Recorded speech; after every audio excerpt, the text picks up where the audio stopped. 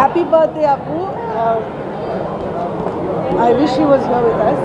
But ಅವ್ನ ಫ್ಯಾನ್ಸ್ಗೆ ಏನೇ ಹೇಳೋಣ, ಇಟ್ಸ್ ಜಸ್ಟ್ ದಟ್ ಅವ್ರು ಇವತ್ತು ನಮ್ಮ ಸಿನಿಮಾವನ್ನು ಮೊದಲನೇ ಬಾರಿ ಅಪ್ಪು ನೋಡಿದಾಗ ಹೆಂಗೆ ಒಪ್ಕೊಂಡು ಅದನ್ನು ಅಪ್ಕೊಂಡಿದ್ರು, ಅದೇ ಥರ ಇವತ್ತು ಆ ಫೀಲ್ ಇದೆ. Thank you so much. Madam, Mahesh Babu ಅವರು ಮಾತಾಡಬೇಕಾದ್ರೆ ನಿಮ್ಮ ಆಯ್ಕೆ ಪಾರ್ವತಮ್ಮನವರ ಡಿಶಿಯನ್ನು ನಿಮ್ಮ ಗಟ್ಸ್ ಫೀಲು ಅಪ್ಪುವಿಂದ ಇಲ್ಲಿ ತನಕ ಕ್ಯಾರಿ ಮಾಡಿದೆ, ಇನ್ನೂ ನೆಕ್ಸ್ಟ್ ಕಂಟಿನ್ಯೂ ಕ್ಯಾರಿ ಮಾಡ್ತಾರೆ ಇಲ್ಲ, ಅಮ್ಮ ಅದು ಆಯ್ಕೆ ಆಗಿರೋದೇ ಮೊದಲನೇ ಒಂದು ಕಾರಣ ಅಮ್ಮನೇ, ಬೇರೆ ಯಾರೂ ಅಲ್ಲ. ಇಟ್ ಈಸ್ ಓನ್ಲಿ ಅಮ್ಮ. ಇವತ್ತು ನನ್ನ ಕೆರಿಯರ್ ಇಷ್ಟು ಮುಂದೆ ಬರ್ತಿರೋದಕ್ಕೆ ಅವರೇ ಒಬ್ಬರೇ ಕಾರಣ. She is my inspiration, she will always be my inspiration. ಮಹೇಶನ್ ಕೇಳಿದ್ದಾರೆ ಅವ್ರು ಫೋನ್ ಮಾಡಿ, ಹೇಗೆ ಅವಳು ಚೆನ್ನಾಗಿ ಮಾಡ್ತಾಳೆ ಏನು ಅಂತ. ಆವಾಗ ಮಹೇಶ್ ಹೇಳಿದಾರಂತೆ ಒಂದು ರೌಂಡ್ ಸೌಂಡ್ ತೊಗೊಂಡು ಬರ್ತಾಳೆ ಅಂತ. ಬಟ್ ಅಮ್ಮಂಗೆ ನಂಬಿಕೆ ಇತ್ತು ಅಂತಲೇ ಇನ್ನೊಂದು ಫೋಟೋ ಸೆಷನ್ ಮಾಡಿಸಿದ್ದು ಅನ್ಸುತ್ತೆ. And she will always be my inspiration. Surya, ನಿಮ್ಮ ರಿಯಾಕ್ಷನ್ ಅಮ್ಮನ ಜೊತೆ ನಿಂತು ಒಂದು ರಿಯಾಕ್ಟ್ ಮಾಡಬೇಕು. ಫಸ್ಟ್ ಟೈಮ್ ಅಮ್ಮನ್ನ ದೊಡ್ಡ ಸ್ಕ್ರೀನ್ ಮೇಲೆ ನೋಡ್ತಾ ಇದ್ದೀನಿ, ಹಾಗೂ ಅಪ್ಪು ಸರ್ನ ಕೂಡ ಫಸ್ಟ್ ಟೈಮ್ ದೊಡ್ಡ ಸ್ಕ್ರೀನ್ ಮೇಲೆ ನೋಡ್ತಾ ಇದ್ದೀನಿ. ಈ ಥರ ಬಂದು ಎಲ್ಲ ಅಮ್ಮನ ಫ್ಯಾನ್ಸ್ ಜೊತೆ, ಅಪ್ಪು ಸರ್ ಫ್ಯಾನ್ಸ್ ಜೊತೆ ನೋಡಿ ತುಂಬ ಖುಷಿ ಆಯಿತು.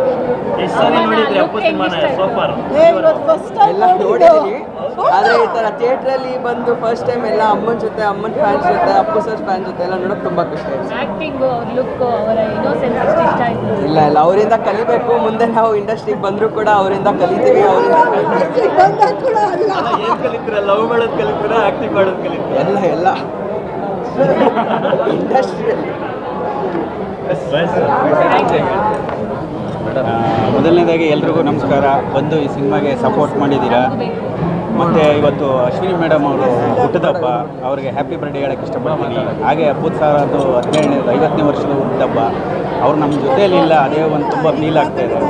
ಈ ಸಿನಿಮಾ ನೋಡ್ತಾ ಇದ್ದಂಗೆ ನಮಗೆ ಒಂದಷ್ಟು ಫೀಲ್ ಕಾಡ್ತು, ಕಣ್ಣಲ್ಲಿ ನಮ್ಗೆ ಗೊತ್ತಿಲ್ಲದಂಗೆ ನೀರು ಬಂತು. ಯಾಕಂದರೆ ಅವ್ರ ಜೊತೆಯಲ್ಲಿ ಕಳೆದಂಥ ಒಂದೊಂದು ಗಳಿಗೆನೂ ಕೂಡ ನಮಗೆ ತುಂಬ ಒಂಥರ ಮನಸ್ಸಿಗೆ ಕಾಡ್ತಾ ಇದೆ.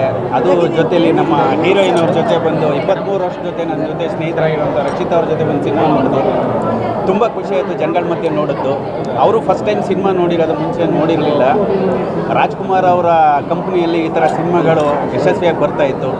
ಅಪ್ಪು ಸಾರ್ನ ಈ ಟೈಮಲ್ಲಿ ಮಿಸ್ ಮಾಡಿಕೊಡ್ತಿದ್ದೀವಿ. ಅವ್ರು ಯಾವಾಗಲೂ ನಮ್ಮ ಸುತ್ತ ಇದ್ದಾರೆ ಅಂತ ನಂಬ್ಕೊಂಡಿದ್ದೀನಿ. ಎಲ್ರಿಗೂ ಒಳ್ಳೆಯದಾಗುತ್ತೆ. Thank you sir. ಹುಷಾರಣ್ಣ, ಡಿಸ್ಟರ್ಬ್ ಮಾಡಿಬಿಡಿ.